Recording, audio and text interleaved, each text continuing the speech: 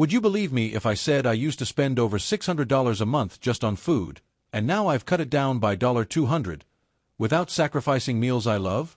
That's $2,400 a year back in my pocket. Whether you're living paycheck to paycheck or just trying to make your money go further, today's video will show you exactly how I do it, step by step. And yep, we're still eating well around here. I'm breaking it down by budgeting tricks, shopping hacks, meal planning tips, and real receipts, so grab a notebook or your cash envelopes, and let's save that $200 together. Hey friends! Welcome back to Cash Stuffing and Budgeting, where we turn small money moves into big wins. If you're new here, I'm so glad you stopped by. On this channel, I share real-life tips on how to live beautifully on a budget, and yes, that includes eating well without blowing your grocery envelope. Today's video is super special because it's one of the most frequently asked questions I get. How do you save money on food without feeling like you're starving or eating ramen every day? So in this video, I'm going to walk you through exactly how I save $200 a month on food, without eating bland meals, skipping groceries, or becoming a full-time couponer. From my old habits, to what I do now, to what's in my fridge today, it's all here. Let's get into it. Section 1. Tracking my old spending habits. Before I could start saving money on food, I had to figure out where all my money was going. I used to swipe my card at grocery stores, fast food joints, gas station snack stops, and random takeout orders without really thinking twice. I wasn't budgeting, just buying what I felt like eating. And y'all, when I finally sat down and totaled up 1 month of food expenses, I almost cried. I was spending over $600 on food for just me. That didn't even include special occasions or eating out with friends. It was just regular groceries, takeout, and snacks. No wonder I never had money left by the end of the month. This is where I tell you the truth. The first step to saving money is awareness. You can't fix what you don't track. So here's what I did. I printed out my bank statements from the last 3 months and highlighted everything food-related. Then I sorted them into categories: groceries, eating out, coffee runs, and late-night snacks. I calculated an average for each. So my challenge to you is, if you don't know what you're spending on food right now, track it. Whether it's 1 week, 2 weeks, or a full month, gather the receipts, look at the statements, and get real about it. That awareness alone is worth at least $50 of savings next month. Section 2. Creating a realistic food budget that works. Alright, now that I had a clear picture of my food spending habits, it was time to create a realistic budget. Not a fantasy one.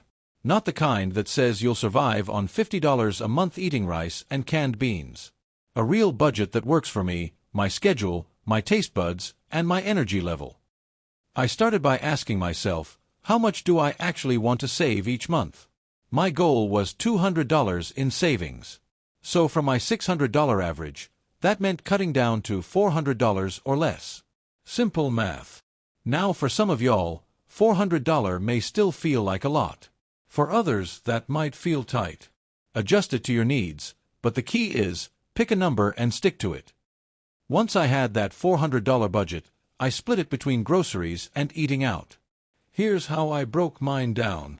Groceries, $300. Eating out/takeout, $50. Buffer for extras, $50. I use cash envelopes for each of these categories. Every payday, I stuff $150 into my grocery envelope for 2 weeks. Once it's gone, it's gone. That's how I stay accountable. Section 3. Meal planning like a pro on a budget. Now for my favorite part, meal planning. This is where the real savings come in. You want to save money on food? You have to plan what you're eating and how you're buying it. I used to think meal planning was boring. But once I realized I could still eat tacos, burgers, pasta, and all the good stuff, just smarter, it became a fun game. How I meal plan in 4 easy steps. Step 1. Check what you already have. Before I plan anything, I check my fridge, freezer, and pantry. I write down what I already have, especially proteins and perishables. Why buy more chicken if you already have some frozen? Step 2. Plan 5 to 6 flexible dinners. I don't plan every single meal. I focus on dinners because that's where most of my budget goes. I pick 5 or 6 dinners for the week and rotate leftovers or simple meals like eggs or sandwiches for lunch and breakfast. Example weekly dinner plan. Monday, spaghetti with garlic bread. Tuesday, chicken stir-fry with frozen veggies. Wednesday, bean and cheese burritos. Thursday, turkey burgers with oven fries. Friday, homemade pizza night. Saturday, leftover buffet. Sunday, baked ziti or soup. I keep it real. I'm not making gourmet recipes every night. I batch cook, reuse ingredients, and love freezer-friendly meals. Step 3. Make a precise shopping list. Once meals are picked, I make a list. No more random shopping. My list is based only on what I need for those meals and what's not already in the house.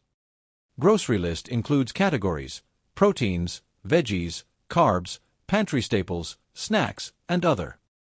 Step 4. Only shop once a week. This one's huge. I used to stop at the store 4 times a week and always grabbed extra stuff. Now I shop once, maybe twice tops. It keeps impulse spending down and saves time. How meal planning saves you money. Fewer trips equals less temptation. You use what you buy. Less food waste. No last-minute takeout. Smarter use of sales. I also keep a running list on my phone of meals my family loves. When I'm stuck on what to cook, I pull ideas from that list instead of resorting to DoorDash. Phew! If you made it this far, give yourself a big OL round of applause, because we've already covered a lot. Let's take a second to look back. You now know how I figured out where my food money was really going, how I set a realistic food budget using the cash envelope system, and how I plan every week of meals to stay ahead, eat better, and still keep it budget-friendly. These first 3 steps are the foundation of how I've been able to consistently save $200 a month on food. Once I nailed these down, everything else started falling into place. Track your spending. Set your food budget. Master weekly meal planning. But don't worry, we're just getting started. There is so much more I want to share with you. In the next video, I'm diving into exactly how I grocery shop smarter to save over $50 a month, how I've nearly quit takeout without feeling deprived, and the leftover hacks that make my meals stretch for days without feeling repetitive. Trust me, you don't want to miss the second half of this journey. I've got some real-life grocery hacks and even a peek into my actual fridge coming up. And yes, we're going to talk snacks too. If you found this helpful, go ahead and give it a thumbs up, and subscribe to Cash Stuffing and Budgeting if you haven't already. Drop a comment and let me know, what's your biggest struggle with food budgeting right now? Or what's one change you're going to try this week? And don't forget, this is a journey, not a sprint. You've already taken the first steps. Be proud of that. I'll catch you in part 2 of this video series, where we take your food savings to the next level. Until then, full plates, full envelopes, and full hearts.